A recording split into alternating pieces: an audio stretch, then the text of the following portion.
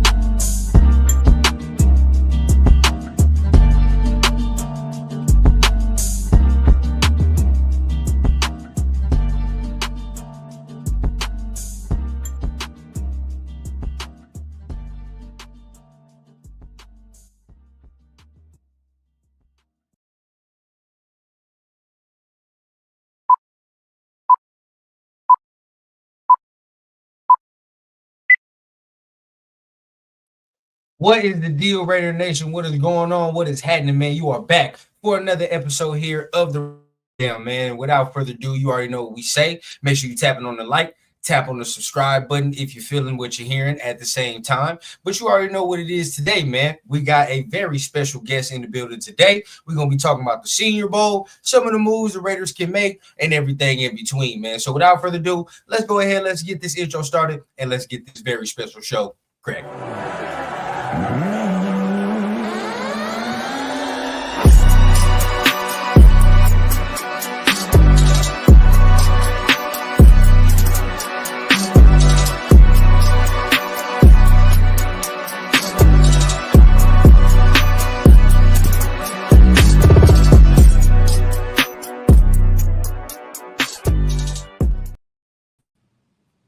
What is the deal, man? What is going on? You're back for another episode here. Make sure you guys are tapping the like button at the very least. And like I always say, if you're feeling what you're hearing, make sure you're tapping on that subscribe button as well. But like I said, man, we got another very special guest in the building. As you can see, my guy, Marcus Johnson from Take Don't Lie, with his presence, man. So what's going on with you, my guy? How you feeling today? I'm feeling pretty, man. How about yourself? Man, I'm feeling good, bro. Definitely can't wait to get into some of the Senior Bowl talk that we got. But before we get into any of that, man, I know we already got something right here. We got a new member already. I am 360 Black in the building, man. I appreciate you for becoming a member to the family, man. Number one, but definitely wanted to say, first question, man. How is everything going at the Senior Bowl, man? I know we was kind of talking about it a little bit before we started, but how's the experience so far? I just got here. So I ended up missing the first practice, but I got a chance to go to the second practice, and it was kind of dull today. Just the feel of it was just kind of slow. Hopefully, it picks back up tomorrow. There was some. I would say there was a lot of one-on-one sessions and things like that, but it was just ran a little bit weird, and I felt like it was just like it felt like. I don't feel like they're having more like a walkthrough practice, and it's weird to kind of have that element when we're there to watch these guys kind of compete. So it was a little weird that way, but it was just the vibe it was just slow. That's all I can say. I don't know whether and I feel that because like even watching it on the broadcast, it's like it's not really the same pop like like last year. It was a little different. Even the feel of it last year, I was like, okay, yeah, like they're moving this year. Like it's competition this year. But I think I kind of said it before we got on here. It just felt like they was kind of like going through the motions a little bit today, and like they was trying to install some stuff today. I don't know what that deal was going on with that. But before we get into like pretty much the main topics, man, I do want to get into one little thing that we do definitely here on the show, man. Gotta touch on this before we do anything else, man. And that is my first topic, which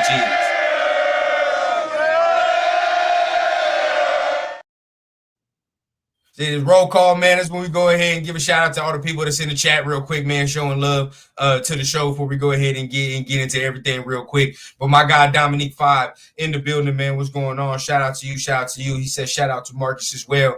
You know what I mean? Hey, and also if you guys are not subscribed to Tape Don't Lie, if you're trying to get more in depth with your Raider content, right? Really look at schematics of things and things of that nature, bro. Go follow my man. You already know what time it is, bro.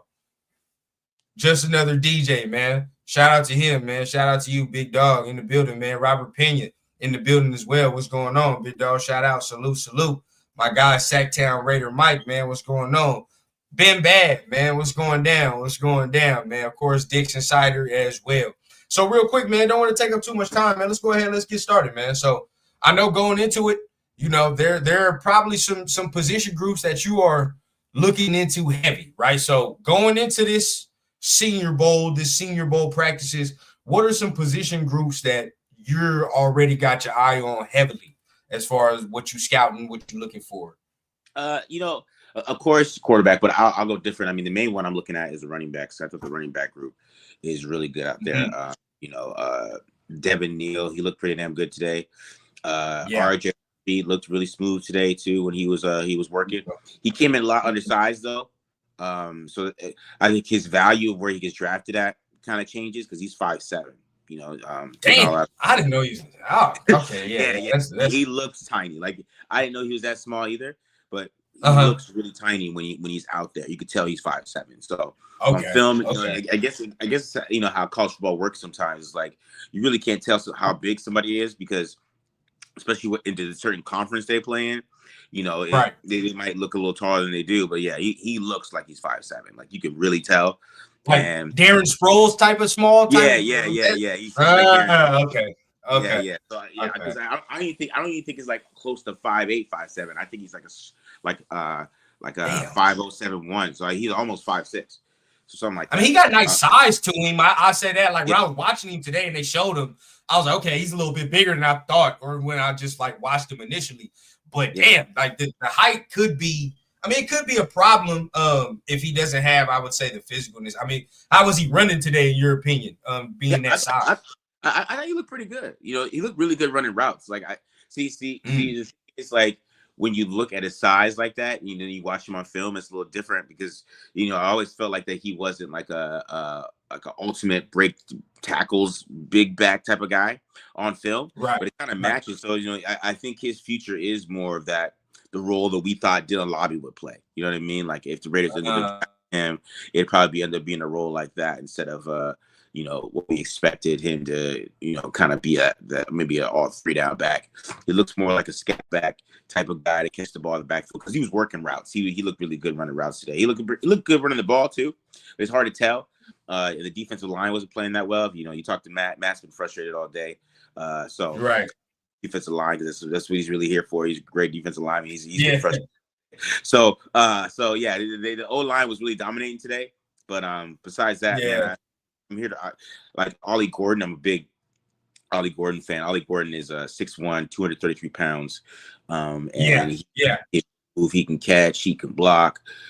He was supposed to be Ashton Genty this year, right? And he had a little Heisman year. favorite at the beginning, Yeah, I believe. yeah. So he had a little bit of a down year in that system, and maybe it's the offense they're messing with. But there's so much potential with him that I think like he could be a steal. Like the Raiders have 2 third-round picks, like he could be somebody the Raiders use that 3rd-round pick, and he could become a bell cow and like somebody that just dominates. You know what I mean? So I agree with that. 100% I agree. Because he has the size, and I know some people get mad, but I'm like, dog, like, and I don't know about if it's 100% play style, but I'm just like, bro, he look like Darren McFadden sometimes to me. I be looking at him sometimes, and I'm like, bro, I haven't seen a dude that big since McFadden and moved the way that he does, like, just in my opinion. But I was a guy that you said, and I kind of wrote him down because he kind of made a couple plays, but Devin Neal, I was intrigued to kind of see him going into this because I saw him a couple games, but I wanted to see him against a little bit more competition. I saw some good things today, but I mean, you were there, so how did it look, being in person? yeah, he looked very smooth in person. You know, he looked like a player that kind of matches his film, and he's still different. He has the size, so the size is there, Okay. and so different than what RJ Harvey was. Even though I think he's like 5'10", but he's still like 220. So it works out. See, which is crazy because, and not even to cut you off, but just as crazy because, like on the broadcast, you'll watch Devin Neal and he looks small. Like you're like he don't look that big, but then you're saying he looked that big, which that's good though. That's good. Yeah. I mean, because technically he's still 5'10", but it's still this it's I guess it's like being under 5'8" in the NFL. Like there hasn't been a lot of great running backs have been under 5'8", so it's like a cutoff. And you're not saying that the guy can't be it, but with the draft, I think a lot of people they get mad at this, but with the draft, I mean, you have to use eliminators, right? You have to use things like that, and it just brings value to where you pick somebody. It's not really that they can't play or they won't be great, or it's just like I don't pick that guy high just because the value of where he's at and where it usually works out at is the difference. But like I would say that Devin Neal, who I really like him on film too because he has 3-down back ability too, and you saw that today as well because he blocks pretty decent too. So I'm watching him. Ollie Gordon. I thought the running back in Delaware looked pretty good. So did the wide receiver changing to running back. His name's Bashar. He looked pretty good today too. So that's one of the positions I'm watching because Pete Carroll he drafted running backs in the 2nd round back-to-back years his last few years before he left Seattle. So I think that's going to be looking at for sure. I definitely think that. I mean, if I've been saying it the whole time, I'd draft 2. If I was Pete Carroll, I'd draft 2. But you said something real quick before we continue that I really do want to touch on, bro, because I don't think a lot of people like understand that.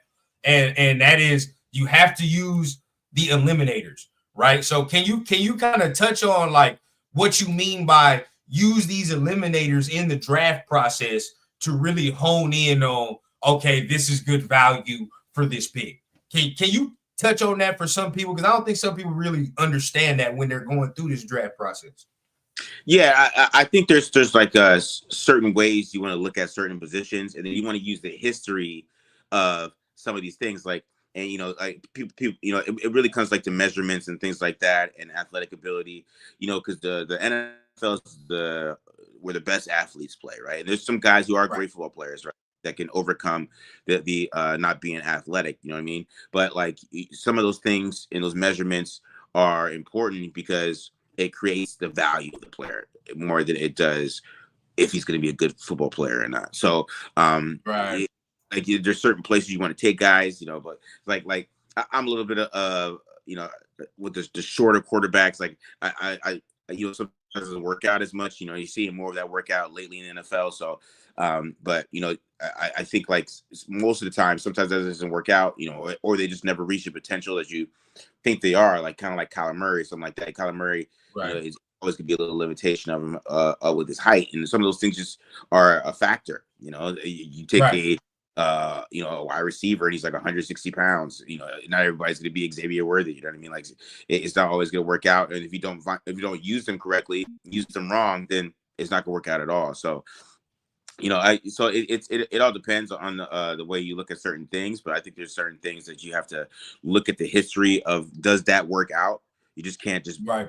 because I like the player, I'm just gonna take him. Like, does that work out? And then that kind of decides the value. And then if I really like him, I can get him later on in the draft, because just, the rest of the NFL can kind of see that value too. Yeah, yeah. See, and that's like going through this process. Like I think like we'll look at it and be like, oh, I'm just gonna take a dude because I like him or I seen him play. But it's like sometimes, I mean, even though we're fans, but at the same time, it's like we're trying to make educated guesses on what we're doing, and I think that's definitely a smart way to look at it. Now you touched on something as well. I mean, we staying on the running backs. I was kind of disappointed that I didn't get to see your guy Scatterbo come into this, but I kind of know his play style, so it makes sense kind of why he's not in this type of environment. Like he's got to save his body. But where are you kind of looking at him in this whole thing? Because he's become polarizing to some people, right? Like, there's a lot of varies on where he should go as far as draft. Yeah, I mean, because he's the same way. I mean, I think a lot of where he goes is going to be based on his measurements. I mean, how tall are you really? I mean, he's pretty short dude. Like, is he 5'7" too? We don't know that because he's lying. Like, is he really 5'7"? Maybe he's trying to hide that right now from us. Some of those things. Because also a big reason why a lot of these guys didn't come is because Jim Nagy was like, you either participate in practice or you don't come. He just wasn't letting guys come and do interviews, which I thought was a little different. So, because I'll give an example, like Jonathan Abram, when the Raiders ended up picking him, he just sat at the sidelines the whole time. He was just, and that's why he ended up getting his hype for him in the NFL got higher, because he saw how much of a leader he was on the sideline and stuff like that. So it is a little weird that they didn't let those guys come for interviews, but I think with him, the measurements can be huge because, the film's great. He has great vision. The long speeds of questions. That's what I'm saying. Like his 40 times can be big for him to see where he goes, because the other running backs that I talk about, like, the Ollie Gordon and the Devin Neals and guys like that, they're just more athletically gifted than he is. Right. Right. Naturally. So, and if you mix that with a little bit of shortness and height and things like that, it decides the value, because then you're like, okay, maybe I can take like Devin Neal and I can get Cam Scatterbo again. I can take 2 running backs or something like that. And yeah. And you could try to figure out where these guys go, because the league still, if you're not like I would say either Hampton from North Carolina or Ashton Genty, where you're just kind of standing out. Even the running back from Iowa with the speed. Oh, my God, Caleb, man, I like Caleb, man. He's nice, bro. He's nice. One of those guys like that. If you're not like that, then you're gonna have to find ways to stand out, and that's kind of the little bit upsetting part of it, is maybe he could have measured himself and see how big he is, but we'll find out at the combine. He can't hide from the combine. Oh yeah, 100%. Now with Scatterbo, we say the obvious. Son, he ain't got the athletic ability of some other people. We know what we mean. But either way, it goes, I still think you're right though. He got nice vision and the ability to break tackles, bro. I went back to his high school film, and he's doing the same thing he was doing at Arizona State. So I'm like, oh yeah, that's gonna translate. Like that's a skill that he's had damn near his whole football career. So like I feel like that to translate.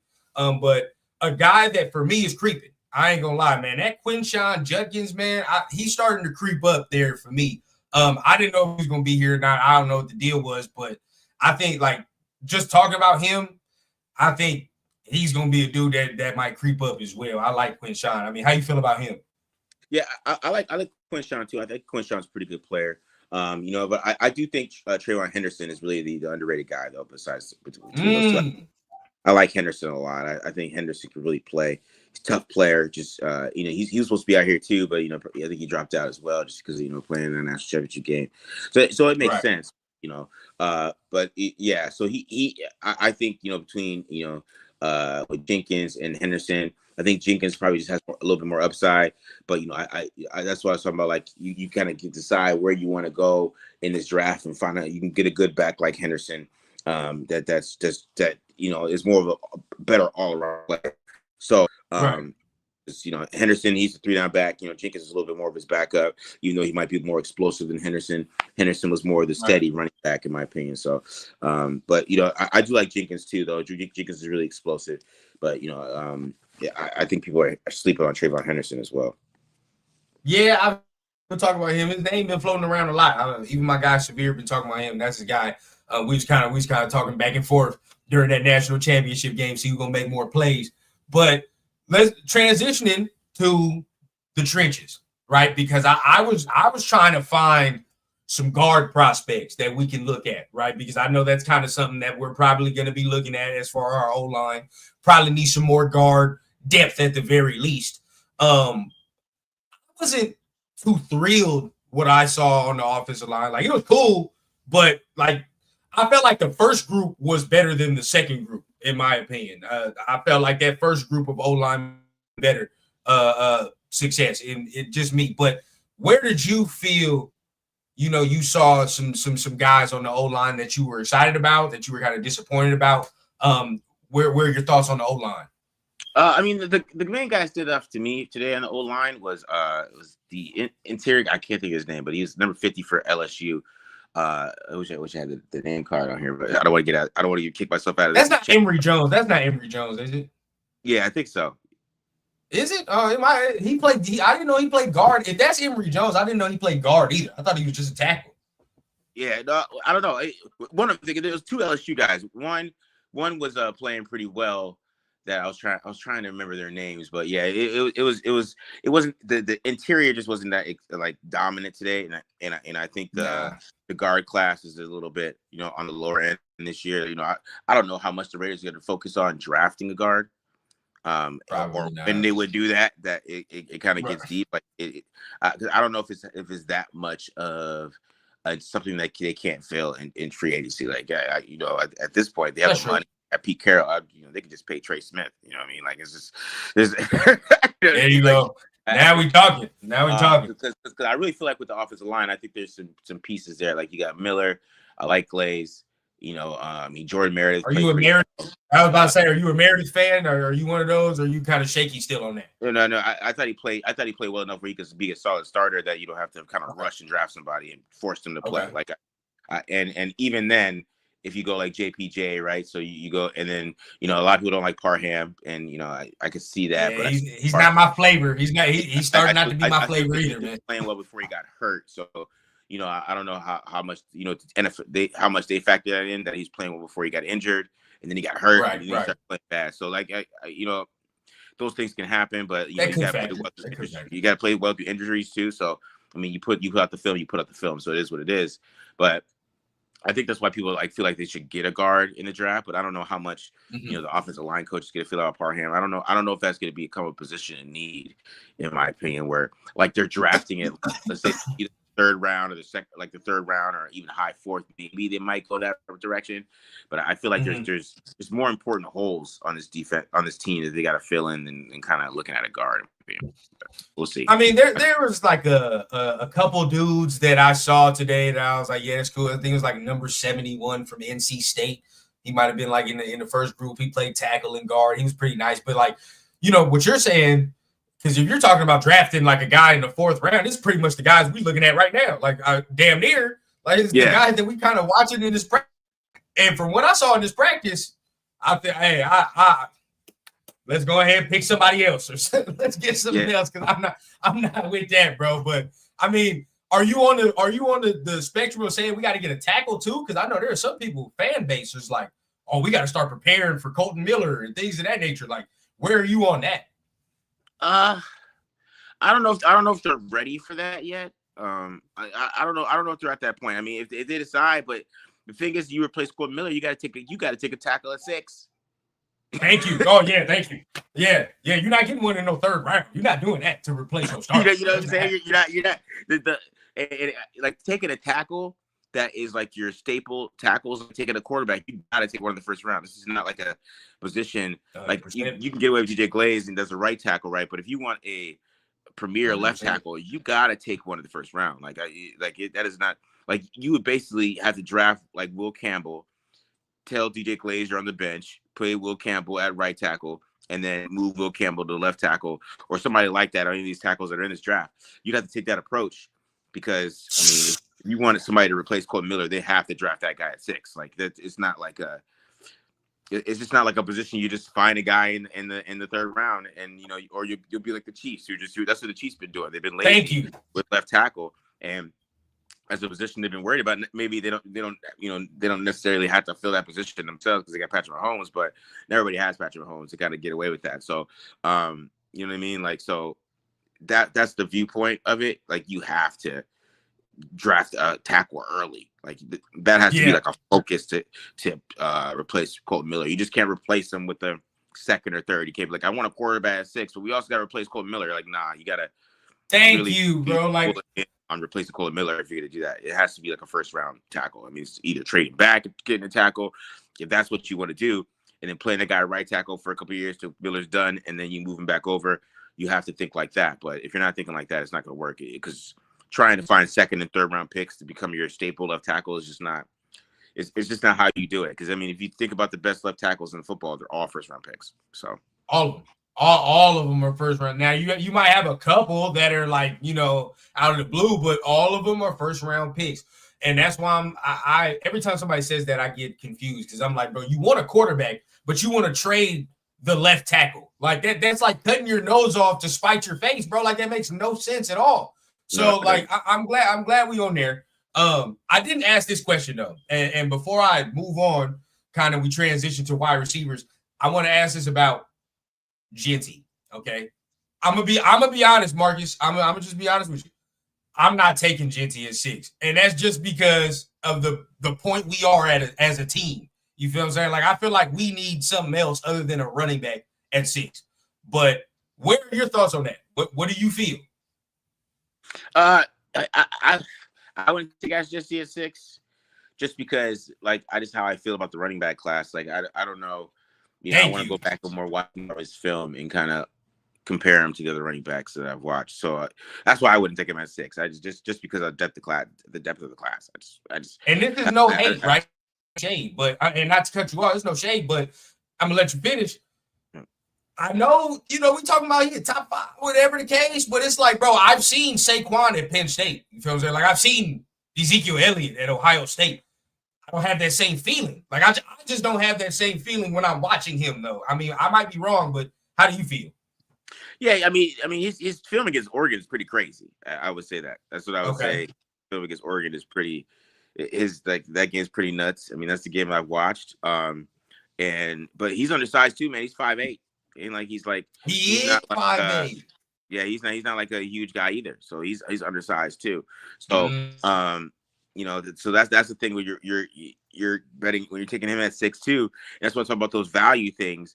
Like, you're really betting against yourself taking him at 6, because those guys don't always work out. And yeah, he could be a special player, but that's why that's the value thing that I'm talking about. Like, where do you take that guy? You can think he's a special player, you can love his film, yada yada. Like, but where do you take him in your head based on that size and things like that? So that's why at 6 is a little crazy. But we'll see. I've seen crazier things happen. So, yeah. I mean, we call a spade, Marcus. Man, we don't need to be doing that, bro. That's stupid for us to do that right now. Like, if we were the Bills, you feel what I'm saying? Like, we're the Bengals. By all means, if those two teams drafted Ashton Genty, nobody would bat no eyes. Exactly, that's damn near where he should go. But us, bro, like, with no quarterback, no. And before we get to the most important position, because that's what everybody want to probably talk about, let's talk about the receivers real quick. Did you see anybody that stands out to you? As far as the second group, I didn't see anybody that really stood out. The first group kind of had some people, but the second group, not really. Anybody stood out to you as far as the receivers? Not really, not too much. The wide receiver class is a little low this year. I know the dude from Iowa State had a good day. I think his name Jalen Cole or something like that. The second dude, the Higgins one, I don't know about him. It wasn't a good day. I'll just say that today wasn't a good day. Yeah, because he had a good catch and he was talking a bunch of shit. But yeah, bro, that's why I'm like, come on now, you got butter on your hands with some shit today, bro. Like this today. Yeah, so Yeah, because I thought some of the corners played pretty well today. Bobby Good corner Bobby play today. Bobby Bowen Jr. or something like that. He looked like he pretty good. He had a good pick today. He's a safe. So he looked pretty good. Like the DBs. Another one from NC State. I do look pretty good today. A lot of the cornerbacks. There was a Kentucky one in the second group that was doing good too. University of Kentucky. I forgot his name.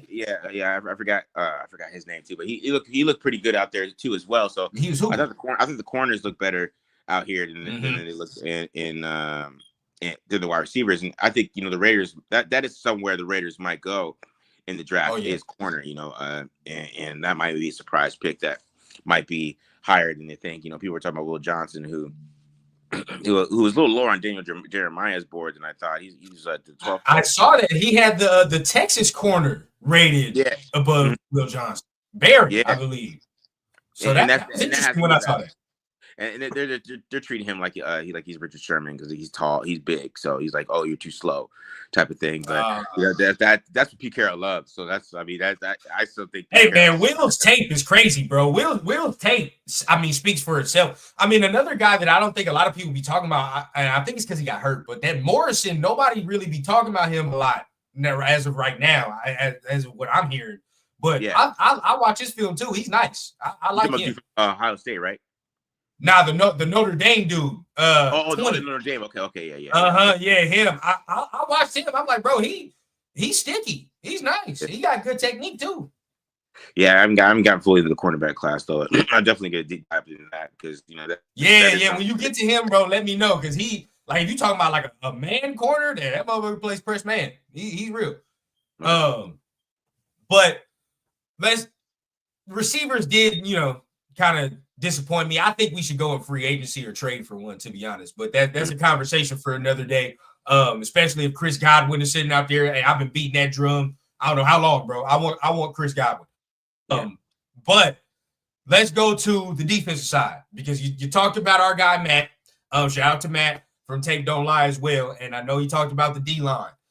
I was a little disappointed in some guys today, bro, like that I thought would do a little bit better. Like, for example, my guy Dion Walker. I was disappointed today, bro. I thought I would see more from the big fella. Yeah, defensive line as I said, they're getting dominated for the most part. So they were.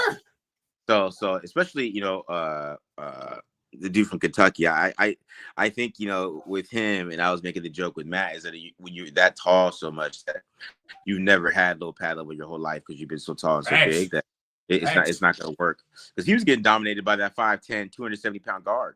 And I'm like, dog, are you serious? It's like, but then as soon as he got his pad level low, he shoots through the gap, and I'm like, dog, like, come on, it's that simple. You're 6'6", over 350. Like, bro, get in there and get your pad level down and get to work. I just thought he could have did a little bit better. I was underwhelmed by him today for sure. Yeah. I thought he looked a little rough. My dude from Mississippi, I think Ole Miss gets that. The guy was supposed to be really good that I was looking to see. I think his name is Walter Dean, number 2 from Ole Miss. He didn't look that good today either. So Nolan, I thought he would be a little bit better. I thought he'd be a little bit better today. I think he was a little shaky today. So he was a little, I think, in my opinion. Yeah, so we'll see how they look tomorrow when they get the pads on. In practice. So, I think the Wednesday practice is one of the most important ones anyway. So, 100%. A dude that I do think made him some money today. That Mike Green. If you get a chance to look at him, bro, from Marshall. Yeah, he got a bag on him. Like as far as his pass rush moves, bro, he got a nice little bag on him. Well, yeah, Mike Green, that's a good player, man. I've seen him on film, dude. That's a good player, Mike Green. He making some money. He gonna make him some money this weekend. I can tell. Now, let's go ahead. Let's get to the nitty gritty, bro, because that's what everybody came to see. Quarterbacks. All right. Now, I think I saw your tweet and you tweeted it. I agree. Kind of underwhelming today a little bit as far as performance. Dylan Gabriel was slinging it a little bit today. I ain't gonna lie. He was slinging it a little bit, in my opinion. I thought he did a little bit better than everybody else that I saw. But, I mean, what did you see? Because you saw the second group, and the second group got 2 of the guys that most of Raider Nation want to look at anyway. Yeah. Yeah, I didn't get to see Dylan Gabriel. I didn't get to see Dylan Gabriel stuff what I saw online, but Matt made the joke that he looked like a midget next to the 2'6'5" quarterbacks that are here He with him. did, yo. He did, bro. Even on the So, broadcast, he looked small. So it's like, yeah, he's probably small there. but from the other two guys, I thought Milroe was nervous. He was just it felt like that he was missing some throw. Like it was ugly, and of course that's what went online. Because I felt those things too, and I was like, you know what, I'm not gonna post this. I'm gonna save my black man. I'm not gonna slander a black man trying to. So it was that bad? You know what? You can call it bias, whatever. I was like, you know what? I'm not posting that. Because it wasn't bad to start off. But I thought like when they did some more sessions with him, he got a little more comfortable. He had some better throws in the second session, and and then I feel like Jackson Dart was up and down. Like Jackson Dart is like, I missed two ugly throws, and then there's a good throw. You're like, and then there's two more ugly ones, and you're like, oh, there's a good one. So he was more and I talk about his accuracy a lot, and people they get mad at me when I talk about that, but it's one of those things, man, where he's not going to be consistently accurate in the NFL. Is it his footwork? Like what is it, bro? Like, because sometimes I look, he do get a little sloppy sometimes. Or like, is it correctable? Like with the things about his accuracy, that can it be fixed, or are these things that you're like, I don't know?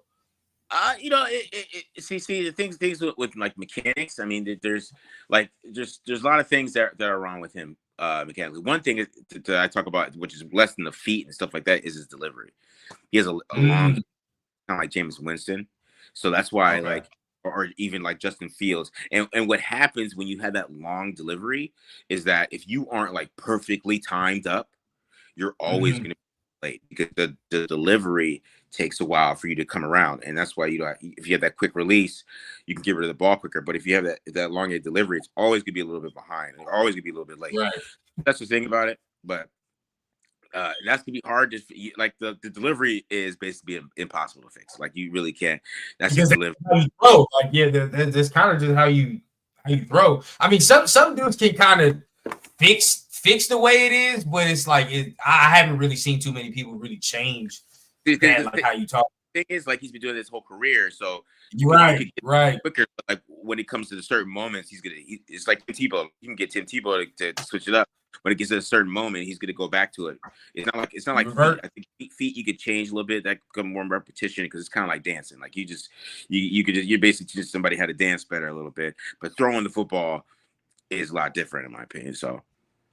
Got you. No, yeah, I 100% agree. Dominique said Dart can't even take a snap from under center. He was kind of struggling with the snaps under center a little bit. I did look at that. Yeah. But he probably hasn't since he was like a freshman in high school. I thought about that too. I'm like, bro, this is probably the first time this man had to take some under center snaps in a minute. So it's probably different, bro. Right, different. We got to do that. But I saw you tweet this too. The hand size for Milroe. I was surprised that he had this small of hands. Like I was very surprised at that. Is that a problem with a guy that kind of plays the way he plays, when it's like, he kind of has to tuck the ball sometimes? You feel what I'm saying? Like, is that kind of a problem for him, you think, going forward? So see, I think the hand size and fumbling things is, I think it's a little overrated. I think. Okay. I think the concern with hand size is, I think that is my concern with hand size. I think if you look at the most accurate quarterbacks of all time, they have humongous hands. Like Drew Brees, he's like 6, but his hands are like, I think he has some of the biggest hands in the draft history. So that means he can football with ease and be a lot more accurate. Russell Wilson too, like a lot of those guys that you think are in your head, like, okay, these are guys who are really accurate quarterbacks. But Russell Wilson is one of the great deep passes of all time, but he has humongous hands. Aaron Rodgers, humongous hands. Like those things is more to do with accuracy consistently. Like, of course, there's some guys that with around 9 inches around there that still have good accuracy, like Joe Burrow and stuff like that. But hand size to me is more of an accuracy thing, because it's the college football is smaller than the NFL football, so there's a difference in the hand size there. So it's always to be a little concerned with accuracy. And I think that's what you saw with him early on too. I think he was like trying to be like work on the mechanics that he had, and I think the football was just not coming out of his hands like it did, and he was like floating balls and stuff like that. And I think, like I said, it takes a while to adjust when you get that hand size. So it's probably the biggest issue there. So now this is another polarizing figure within the nation, right? We're talking about Jalen Milroe. I'm not, it's taking me a minute to warm up, bro. I'm not all the way there. I'm gonna just be honest with it. Like, I'm just not all the way there. Where are you on Jalen Milroe? Like, I mean, of course, this weekend it's subject to change your mind and things of that nature. But where are you right now in the process? I mean, he's a project player too. But the thing is if you have a project, you'd rather them have something that they can do really, really well. And people don't like to hear this because for some reason Raider Nation was like, we need a running quarterback, and then now it's like we need a pocket pass. Like it was just weird dynamic. That is true. I never understand. I True, figured they would be like the Malik Willis stuff. Remember like how much people wanted. Yeah. And I think about that. And every time somebody tells me that Jalen Monroe's a running back, I want to bring up the Malik Willis tweets. I want to go find that is Malik true, Willis bro. tweets. Yeah, we can't front nation. We did want some running quarterbacks, bro. Now all of a sudden we don't want it. No, he's right. He's right. So it's just weird when people talk to me about him like that. And some people are more consistent with it, but like it's just some people I see like dog, you wanted Malik Willis. You can't talk about Jalen Monroe, in my opinion. That is true. So that is true. Because there's really no difference in them to me. So it's just like he is a project. You got to fix a lot of stuff as a passer. But I kind of see Jackson Dart the same way. You got to fix a lot of things with Jackson Dart too as a passer for him to become the potential. But the thing is, like Jalen Monroe, I know damn well that he could maybe run for 1,000 yards year one. I know that for sure, right? Like, that's true. You could maybe deal with like the ugliness of him being a passer if you get him like you draft him like in the second round or something, and then you add like Ollie Gordon, and then Ollie Gordon is running zone read with him, and then it's still exciting football to watch. Maybe you might get frustrated a little bit, right, with the passing overall, but like there's still something that he does really well that can be effective in the NFL. We've seen it being effective in the NFL. Right, so I think that it's more about like the project part of it. You got to fix him.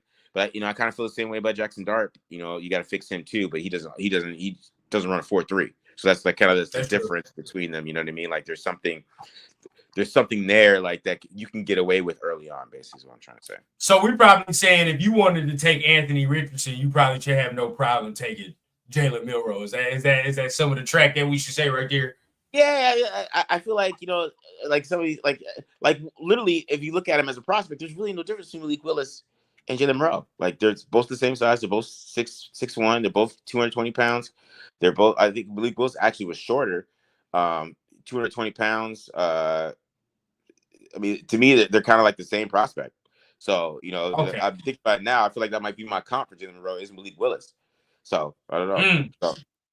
I mean, if you get him with the right play caller, you saw what Malik Willis was able to do this year with LaFleur. So, and I don't know, I'm not gonna say that's a ceiling, but at the end of the day, he was able better than what we've seen in the league, and it did look pretty good. I mean, he was winning games while Jordan Love was hurt. So, still get to see that. But another guy, I've been talking about him here on the channel, okay, and this is mainly because of the playoff run. So just recency bias a little bit. But Will Howard is another guy that people speak on.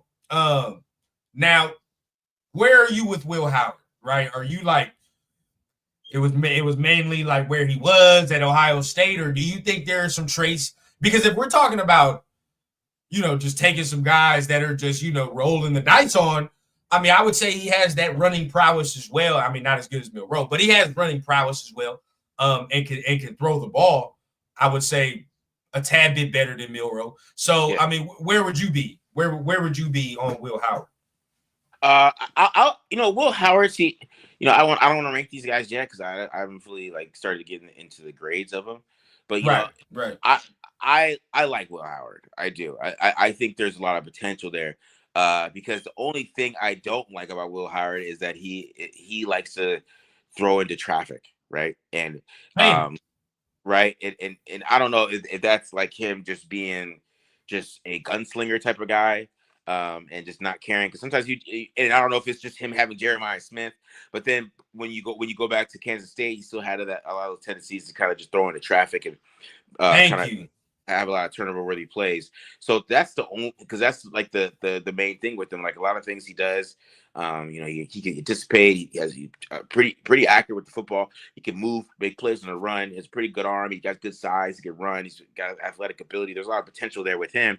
It's just more, is he seeing the field well enough too, where he's making the right decision consistently? So is he like, sometimes he can stare things down, have pre-snap read issues.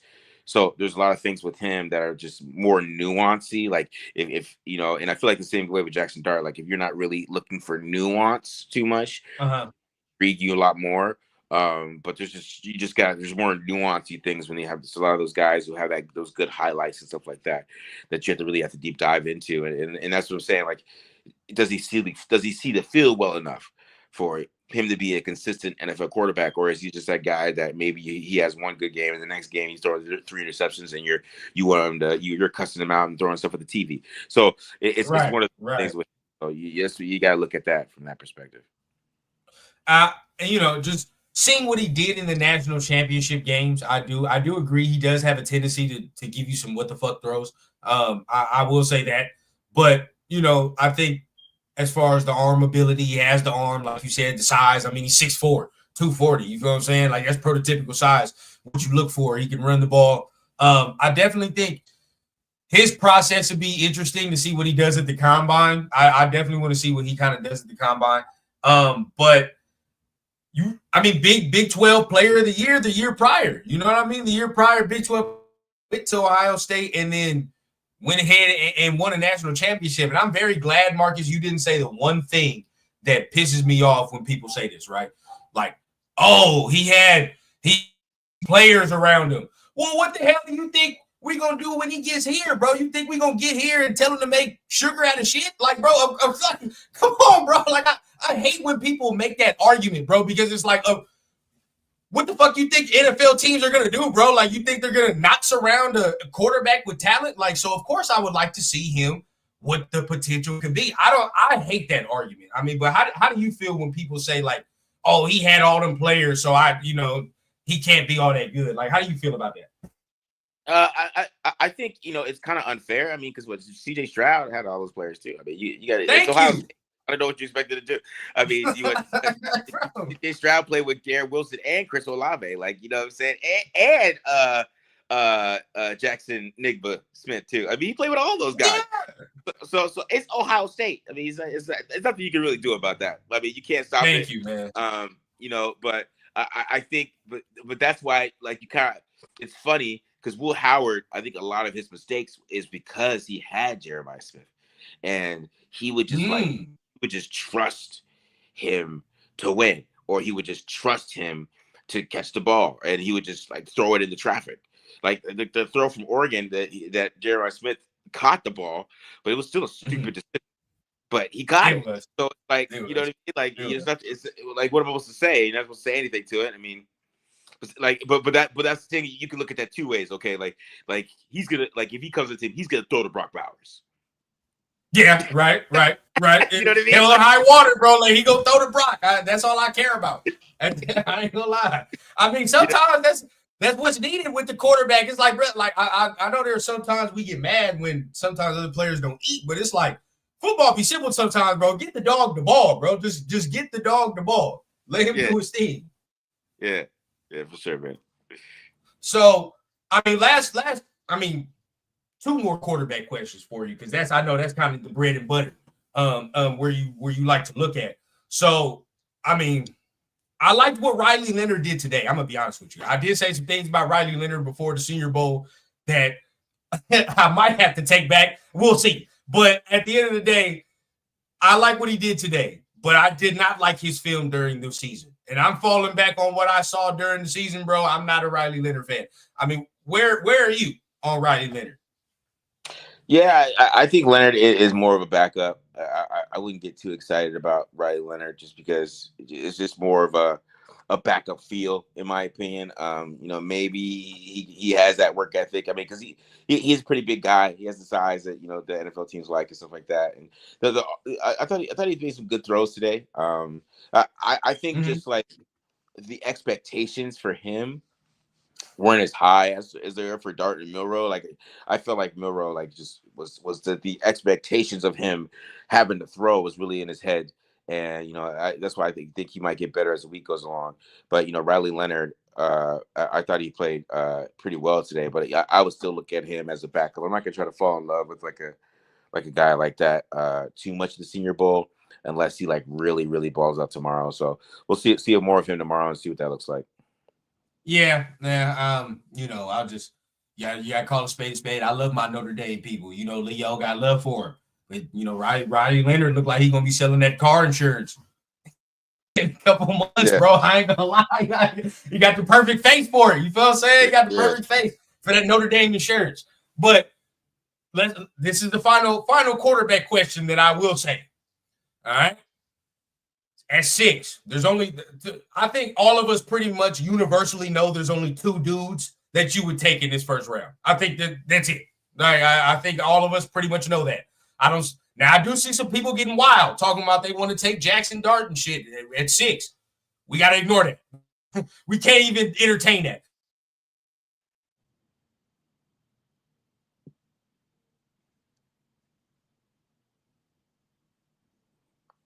Really?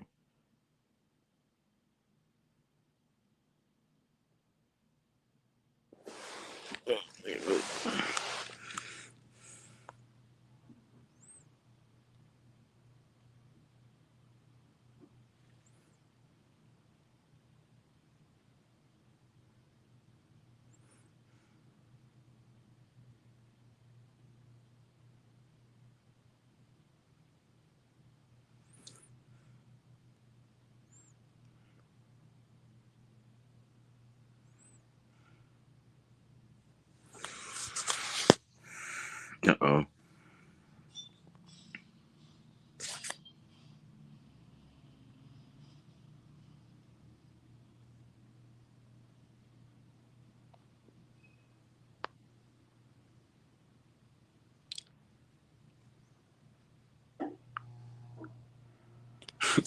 Did freeze up?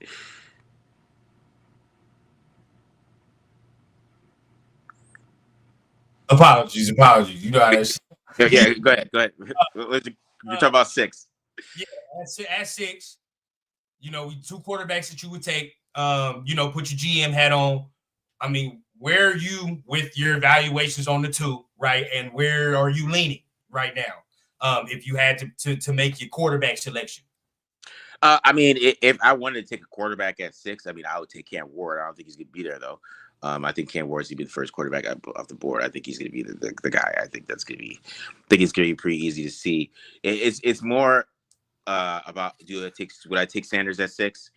I don't know if I would personally feel that great because it would be kind of taking 2 at 6. Okay. And I know top 5, but that's the type of quarterback you're going to get with Sanders. So you're not going to get this superstar guy. I think you get more like a Tua with Sanders, which is fine. But I personally think the Raiders are taking Sanders number 1, no matter what. And then it decides where it goes from after that. Because I think Brady loves Shador. So we have to start there.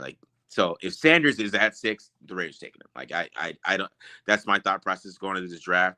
If he's at 6, Raiders take him. I'd be shocked if he's at 6 and he's not a Raider. I'm gonna be honest with you, Marcus. I got the jersey in the closet, bro. I'm a Shador fan. I'll be fun. I want Shador. I honestly, personally feel ready. Now we don't have to play him year 1. I don't care. But I feel like as far as from a mental processing standpoint, from a decision-making standpoint, I feel like he's a little bit better right now than Cam Ward is.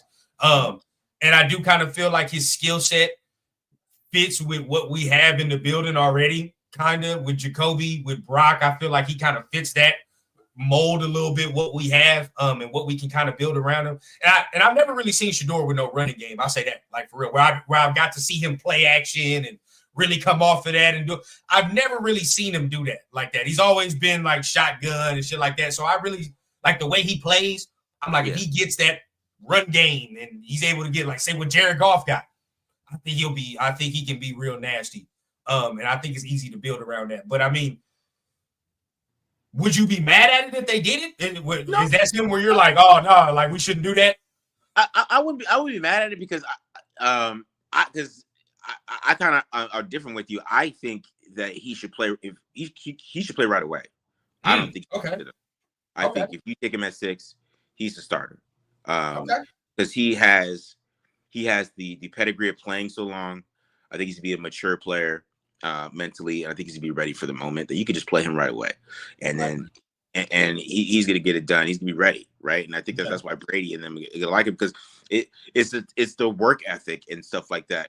He's a film watcher. It's things that like NFL teams gonna like about him, but some NFL teams just get because he has that wide receiver diva mentality. He's gonna rub some teeth, but it's not gonna rub Tom Brady the wrong way. Tom Brady don't care. So that's why I think if there's still a possibility they might trade up for Shedeur too.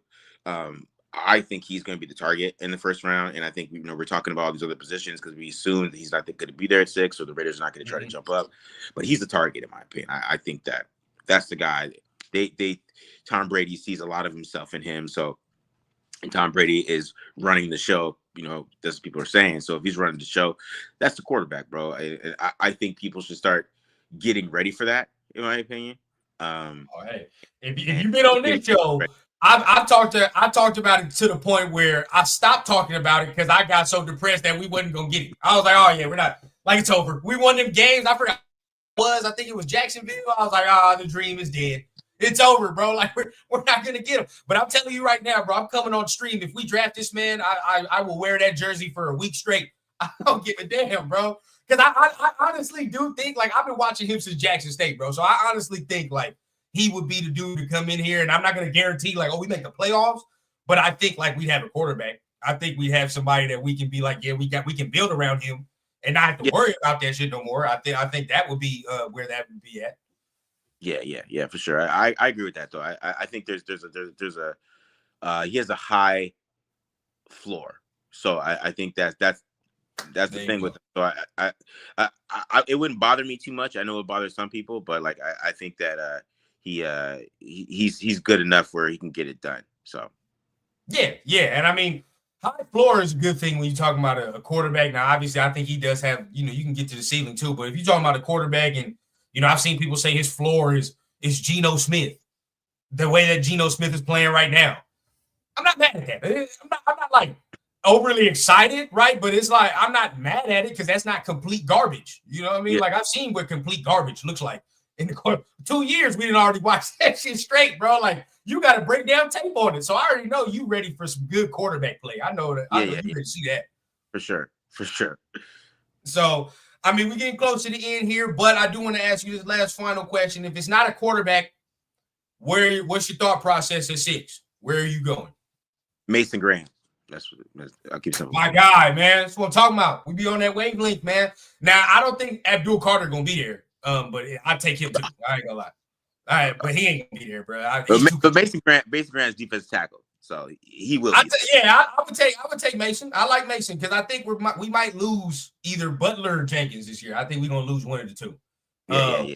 So I think we're gonna have to replace that. Boy, we get Mason Graham next to goddamn Christian Wilkins, bro. Hey, say your prayers, bro. Say prayers. That shit right there would be disgusting.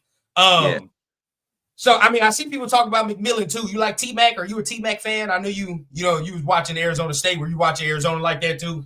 I mean, T-Mac's a beast. T-Mac's a beast. I mean, it's just, I don't know. It depends what they do in free agency or wide receiver. I think we got to let that process go before we start getting into the wide receiver position because, maybe they do take him. But I don't know if Pete Carroll is going to do that, because I think Pete Carroll's good like Will Johnson, too. You have to remember that because he's long. Mm-hmm. He Carroll corner, so he is. He definitely is. That's type of thing for him. Super D asks, are you worried about Mason's arm length? I'm not. I want to get it was things like that. I want to see the measurements, but Based on See. film, I mean, it didn't look like it was a problem off film. It didn't look like he really had an issue with it. So. I think it'll be all right. Yeah. So, man, hey, 100%, bro. I appreciate you for pulling up to the show, man. You gave us some beautiful insight today, man. I know you got the what's the rest of the week? You at the Senior Bowl doing your work, huh? Yeah. So I'm definitely doing some writing too. So I'm gonna get some recaps tomorrow. Do SB Nation, and so check that out. And then of course we'll go live tomorrow, me and Matt, after the padded practice, and we'll talk about what's happening so far this week.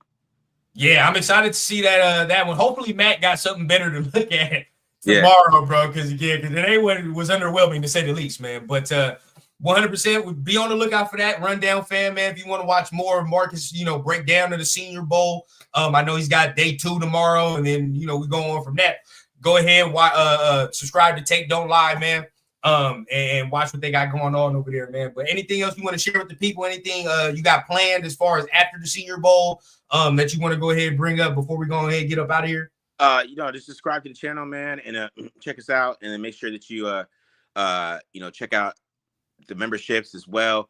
And I'm gonna be pushing out more of those videos as well as soon as we get back from here, and just grinding, man. So like I said, guys, just join the subscribe to the channel, subscribe. Hey, man, much love, man. As always, you know what we do here, man. Hit the like, hit the subscribe button if you felt what you're hearing as well, man. Subscribe to my man page as well. You know what we say here, man. We keep it authentic from the clouds to the ground on the Raider Rundown. Y'all keep it safe, and I will see y'all a little later, man. Peace, man. Appreciate you, Marcus. I need a bad bitch with an accent, serving in peace, still taxing. Just got tapped for the young Cash App, moonwalking like a young Mike Jackson. Yeah, shots to the head, ride clean and still fuck feds. Realest nigga and it's on my kids, so who the fuck gon' wanna test me, bitch?